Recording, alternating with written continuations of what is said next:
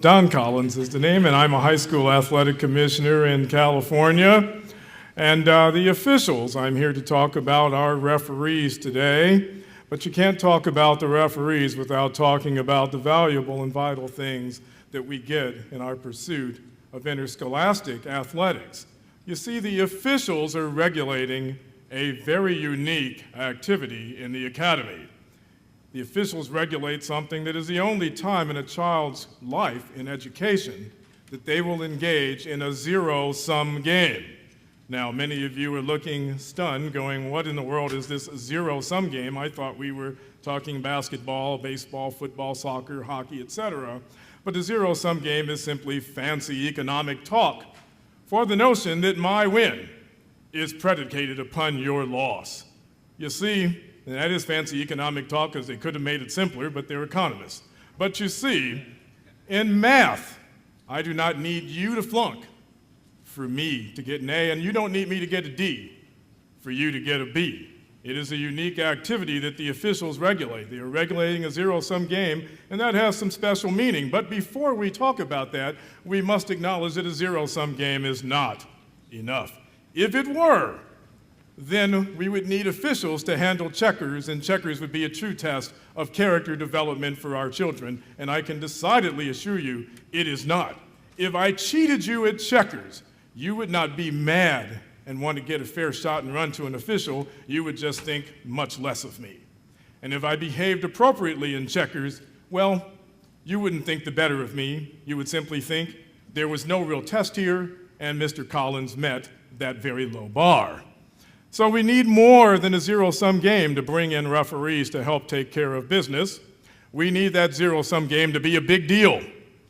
We've got to ratchet up the emotions, which doesn't happen in math class unless you are Einstein or maybe Stephen Hawking.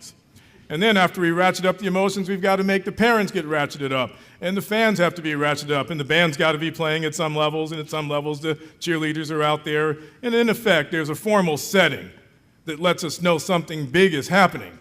And when that something big is happening, if I were to cheat you then, you would not think less of me and laugh at me as you would in checkers. You would run for justice to the arbiter, the official who is regulating a zero-sum game. Yes, that is part of what they do. They regulate a zero-sum game, but that zero-sum game is not enough, even if it's a big deal. After all, a zero-sum game that is a big deal is simply a license to cheat. That is all that it is. A zero-sum game is a license to cheat unless we do what we do in the academy. Instill, or is it install? I am not an English teacher, but we instill our values. And our values at the academy are civility at worst, graciousness or grace at best. And we call that sportsmanship. But all it is really is civility at worst, graciousness at best. And we ask the officials to regulate such an activity so that the participants can maximize their ability to derive these values, which still sounds pretty highfalutin. I mean, the officials, after all, are, at the end of the day, regulating all of the activities, regulations, and rules that we put in to ensure that you get these things. But we're going to get even highfalutiner, if that's a word, or is that more highfalutin? Because sportsmanship, character, grace, that's just the beginning. The most important thing that our athletes are going to derive from the athletic experience, in truth, is grit. And when I say that, I know that thousands of cooks in Louisiana become very happy, but grit is not that. No, but it is that sandpaper effect that you think it is. It's a decidedly unacademic phrase, isn't it? But it was coined by someone who is most decidedly academic, Angela Duckworth from the University of Pennsylvania. And all that it is, folks, is it is the resiliency, the drive that you get from pushing through barriers, overcoming obstacles, and achieving things. You can get that in arts, music, sports. We're here to talk about sports today, but that drive in and of itself becomes a habit, and it is no surprise at all, that in the forums in which we walk, academia, at the high school level, we find that the artists, the musicians, and the athletes all have far better grades than their non-artistic, non-musical, non-athletic counterparts. And don't think that it's got something to do with economics, gender, or race. No, it doesn't. The athletes beat the non-athletes at every gender, or in every gender. I told you I knew no English. In every race, in every gender. They beat them always. It is no mistake. There's only one, when I took my own studies, which I did for about 3 years and need to do my next one, only one ethnic group where the non-athletes beat the athletes. That was the DS, declined to state. There's probably something gutty and gritty about those people who look at a form and go, I ain't telling you. I ain't gonna do it. Because those people beat the athletes who declined to state, the only time it has occurred. Well, here's what I'm gonna tell you. What the sports official does is to regulate a sportsmanship activity. And they do that because if you cannot sustain the sportsmanship part of it, you will never stick with the activity long enough to fully gain the benefit of grit and the other benefits that come with sports. It is a regulatory function, and we all know that with the officials, it is vital that they regulate all of the rules that we put out, because it is a difficult task, and if you under-regulate a sportsmanship activity, the participants and the coaches will feel entitled, and entitled people do not gain the benefits that we are asking them to gain when they participate in an athletic activity. And if you over-regulate a character and sportsmanlike activity, the coaches and the participants will feel resentful. And when they feel resentful, they will not derive the benefits, the full benefits of the athletic activity. Yes, it is a little odd to think of the official as a regulatory agent, making sure that we derive benefits from their regulation. But we need that regulation. We have seen industries where there was a lack of regulation, and we have seen what happens in those industries. They needed officials, even though they weren't in sports. We have seen schools in the academies of which I speak, which cheat for their students. Isn't that stunning? They cheat for their students. Why? Because they are now playing a zero-sum game in 2014. When I was in school in 1978, that was inconceivable, but our test meant nothing. Our standardized tests meant nothing. Theirs mean their job. And so when they meant their job and their money was couched upon it, no one regulated them, and without regulation, they were able to get away with some things. And we've seen it in financial markets where there wasn't sufficient regulation. And so we saw Boesky and Madoff. And might I pause for a moment to note the irony, the sheer irony of a group of sophisticated investors being bamboozled by a man named Madoff, because Bernie did indeed made off with their funds. But we note that when we speak to many people about the benefits of grades and other things, they don't believe us, but I think that's because we see and have myths of sports that make us often not buy in emotionally to the intellectual facts that we can grasp. But of course, that is just one aspect of the officials, the broad aspect of what they do. We must note that there are some concrete functions that they do besides contribute to one's development.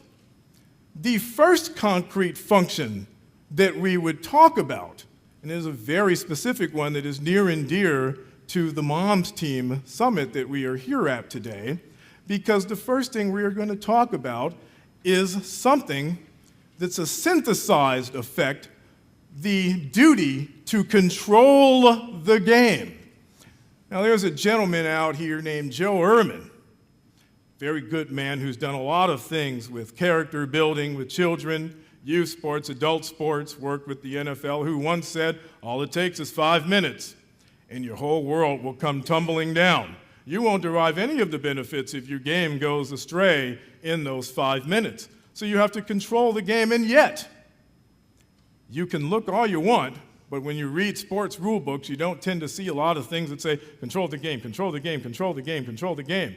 It is a legally synthesized duty, but it is the irony of American law that we often don't know our duties unless they're synthesized, and when we do have duties, sometimes synthesizing them makes them easier for us to understand. You see, there are cases in this world where people are injured, or something happens that is bad or untoward in an athletic contest. For the most part, courts simply say, we're chary or reluctant. We don't want to use the word chary here. We're reluctant to intrude upon the sports officials' determinations. Yeah, that's true when it's something like you're rejecting me from a game, costing me a chance for a scholarship. Probably not. And even if it does, the courts aren't going to interfere with the rules of play. Even in injunctions, where you read about an injunction getting granted, if it goes to the next stage, it's probably not going to be a winning thing if they're challenging a referee's call. But when it comes to injuries, all bets are off. And when it comes to injuries, suddenly you find, over years of time-tested work from our friends in law and from the duties of sports officials, that there is a right or a duty to control the game. And that duty means I put the right person on the game. And it means that right person does the right things when they get there. You know, that sounds better as the duty to control, doesn't it? The lawyers, for once, get credit for synthesizing something in a way that we all would agree sounds better. The economists, on the other hand, with their zero-sum game, I don't know. But in either case, that duty to control means that officials' associations have to, as we mentioned, get the right people on the game. So that means they have an obligation to train, observe, evaluate, and then link the evaluation to the actual high school assignment. And we would hope they do that at lower levels as well. And then once that person who has been so trained, has been so observed, and has been evaluated and had their assignment linked to their evaluation, once they go there, they need to do the things that they're supposed to do to make sure that the game is not only officiated properly, but at those pivotal moments where it can spin out of control, that they make decisions that are defendable and reasonable, which sounds an awful lot like law. One thing we must note as we discuss the officials is that, yes, law again, when you're doing something like observing, evaluating, training, and linking assignments to somebody's evaluation, you're talking about the money because the varsity game pays more than the JV game. So you probably ought to throw in due process. Make sure that you don't have somebody who has the misfortune of having the evaluator say, the girl shouldn't be on the man's game. Well, let's run off and take care of our internal due process to make sure that we don't have a major explosion. Every forum has to make sure that they offer such a thing. Once they're on those games, though, the game that your child is in, we want them taking care of business. And let's discuss some of the business that they will take care of. Let us start with something that is near and dear to our heart because it's a hot issue that we talk about in safety quite often. Concussions. I would contend that if you took the average person, a reasonable average person, and you told them, hey, you know, I'm going to throw you into a setting where there's doctors and coaches and other people, and I'm going to give you a big role in concussions, that a certain percentage of those people would go, I don't want that role. There's doctors, there's coaches. The problem is, officials are trained and must enforce rules. And the rules of play give them a role in concussions. And they must play that role because we are not asking them to diagnose a concussion. We are asking them to enforce a public policy which says that we're looking at observational patterns, watching how people behave, and if they show signs or symptoms, we need to remove them from play. So obviously there's a duty to know what the signs or symptoms are, but there's an equal duty not to pass the buck. It does not say if you see signs or symptoms, call that doctor over there and go, you know, I'm a little bit nervous. I think I see signs or symptoms. What do you think? That's an invitation to a lawsuit for not controlling the game. You have obligations. So the official plays a vital role in public policy. Our public policy is we're going to err on the side of safety. And the official becomes a public policy player in controlling the game. And they can't pass that buck, or they are passing the buck on a social statement that we have made as to what their role will be. There's some other specific areas where we deal with our officials in the high school setting. One of those areas is fights. A touchy area because in most of your life and education in modern day times, or modern times, 2014 is modern, I think, many educators would tell you, I've got a security guy or gal, and that person will step in if there's a fight. I myself, I'm not stepping in because I am the principal, assistant principal, third grade teacher, eighth grade teacher, ninth grade teacher, whatever. I don't want to be the person who is told, you put your hands on the kid and now you're off to the union. And there's a strain of thought that holds that that is true in many settings. But what I am here to tell you is the official, most of us who have kids who are playing in a game, one, we don't want to fight at all. And two, when we do, we want to see the person who's controlling the game stopping the fight when it's small, not letting it get big. And fortunately, so many of the games are witnessed and on film these days that I would contend that part of the official's role in our safety is don't let the fight happen, and if it does, stop it while it's small, don't let it get big, which means you may physically interject. And I contend that if someone was a lawyer out there and they were a trial lawyer, they'd rather be in court hearing Don went to the game, made the right calls, had the right training, did the right things, and when the fight broke out, which was through no fault of his, went in and interceded, rather than Don went to the game, did all the right things, and when the fight broke out, he stood there and said, oh, number 3's fighting, and number 7's fighting. And then here comes number 2, because I didn't stop number 3 and 7. In other words, if you're going to defend, and you're defending someone who has a duty to control, I would want to see them controlling if I were the trial lawyer, because it's easier to justify. Easier to justify, and therefore I think they should do it. Now, those are very specific duties. We went from very big stuff to very small, specific stuff. But there's some other things one should note about our officials, our arbiters, so to speak. Like many arbiters, they are trained, but not just trained in the sense that you think. I mean, they literally, years before, in some sports, you see them on the field, are doing massive amounts of study, massive amounts of testing on rules. They have to pass these tests. They have to know these rules and master them. So you know you're getting someone who knows rules. Second, they have to be able to officiate up to some standard in order to get into our high school activities, so that when they're there, we can say, they should be there. They come to your courts or your fields, and they come to those courts and fields, and they arrive well before the game starts. And when they do so, they are taking a look at your facility, and they are seeing what is there, what is not there, what is right, what is wrong, is there a problem, is there not a problem? And we would hope that they then address those problems, whether that remedy might be putting the right kind of tape on the floor to make sure that the coaching box is down with the right type of tape, reporting if you don't have a shadow line, which might seem irrelevant, and some might even contend it is, but if your job is to inspect facilities, there are times when you're making reports on things that are not there. They're looking at the players before the games. They have roles with uniform inspections, duties with bat safety, duties in some places with ball safety. All of these obligations have to be fulfilled, and the person who does not fulfill it would be shirking their obligation to keep your child and your friend's child and your child's friends safe. So there's a valuable role that they are playing in that respect, the safety role.